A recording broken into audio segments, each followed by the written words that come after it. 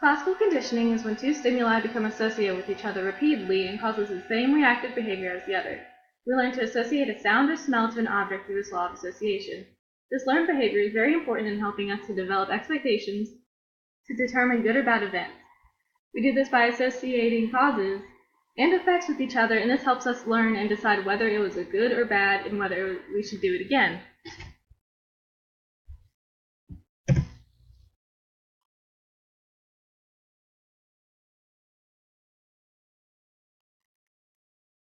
An unconditioned stimulus is a stimulus that immediately triggers a response. An example would be the smell of bacon making you hungry if you love bacon. The smell is an unconditioned stimulus. An unconditioned response is a reaction triggered by the unconditioned stimulus. It is not learned, and it happens naturally. For example, if you smell the delicious bacon, you start to get hungry. It happens naturally because you don't learn to be hungry when you smell the good food. Another example would be grabbing a blanket or a jacket when you are cold. You are not necessarily taught to find warmth when you are cold, it's natural. Grabbing a coat or getting under a blanket is an unconditioned response. A conditioned stimulus is neutral. It does not produce a response unless it is paired with unconditioned stimulus. Like the sound of a bell does not make you hungry unless it is repeatedly paired with food.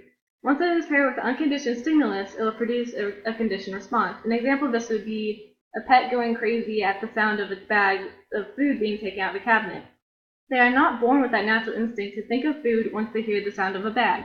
It is just something that they learn to associate with over time. They associate with getting food with that sound. The three-step process to classical conditioning. Before the conditioning can take place, an unconditioned stimulus produces an unlearned and natural response. With just this, no behavior is learned, and the stimulus and response is the only thing recognized. During conditioning, the neutral stimulus that produces no response is paired with unconditioned stimulus, causing it to form a controlled stimulus. For example, if you eat a broccoli and get sick every time you eat it, eventually you will get an uneasy stomach at the thought of eating broccoli. The unconditioned stimulus of broccoli then becomes a conditioned stimulus because through repetition and bad experiences causing the uneasy feeling in your stomach when being presented with it. When the conditioning is done, the conditioned stimulus is associated with the unconditioned stimulus to produce the new conditioned response. From the broccoli example, the conditioned response is the upset stomach you get from associating broccoli with the upset stomachness. Ivan Pavlov was a Russian scientist in the beginning of the 21st century. He was conducting a study of salivation in dogs when he came across the discovery of its psychic reflexes. This was a complete accident, but he knew how important this discovery could be, so he did further research. In this experiment, the dogs were presented with meat powder while their saliva was collected. Through the repetition of this process, he noticed that his dogs would begin to salivate with just the sight of a person who would present the food and the clicking sound made by the machine that the food gave them. To further explore this, he decided to pair the meat powder with the sound of a bell. After the sound of the bell and the meat powder were presented with each other repeatedly, the bell was then used alone. As Pavlov predicted, the dog started to salivate with the sound of a bell alone. With this discovery, he went on to research this for the rest of his career. In Pavlov's experiment, the bell was the neutral stimulus because it did not originally cause the dogs to salivate alone. The unconditioned stimulus was the food that produced the unconditioned response to the salivation because the food naturally makes the dog salivate. The dogs then learned to associate the neutral stimulus of the bell and the unconditioned stimulus of the food with each other after they had been paired together a few times. Then, after this was repeated, the neutral stimulus, which was the bell, caused the same reaction of the unconditioned stimulus by itself.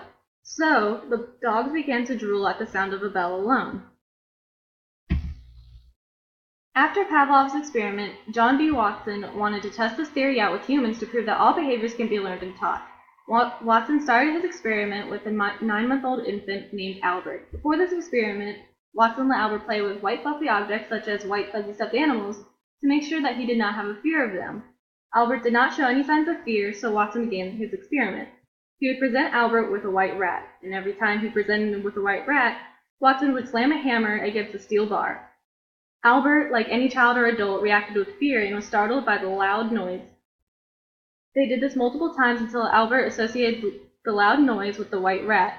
Then Watson just presented Albert with the white rat, and Albert became very uncomfortable and began to swarm away. This is exactly what Watson wanted to prove. Albert associated the white rat with a frightening noise, and became scared at the alone sight of the white rat.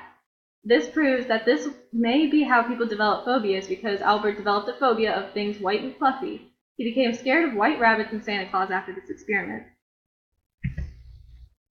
In Watson's experiment, the neutral stimulus was the white rat because it did not originally elicit any type of response. The unconditioned stimulus was the loud noise of the hammer that was not yet paired with the neutral stimulus. The unconditioned response was fear when the loud noise of the hammer scared him. The conditioned stimulus was the white rat because Albert associated the white rat to fear from the loud noise. The conditioned response was fear when being presented with the white rat, and the white rat only because he associated with fear from the loud sound of the hammer. You may not realize it, but we all learn and associate things through classical conditioning. One example would be to associate a certain scent to a person. You may have always gone to your grandmother's house since you were little, and it smelled like lavender. Now you associate the smell of lavender to your grandmother. Or if a person has a really nice perfume that they wear all the time, when you smell that perfume, you may think of the person, although they are not present. You may also find yourself become slightly anxious when you enter a doctor's office. But why? It is just a building and just a room. You associate the environment with things like uncomfortable or painful medical tests and bad news. You may even have that association from when you were a kid and had to get shots all the time. The doctors make you uncomfortable, but it's not just the room or the doctors themselves. It is what you associate with them.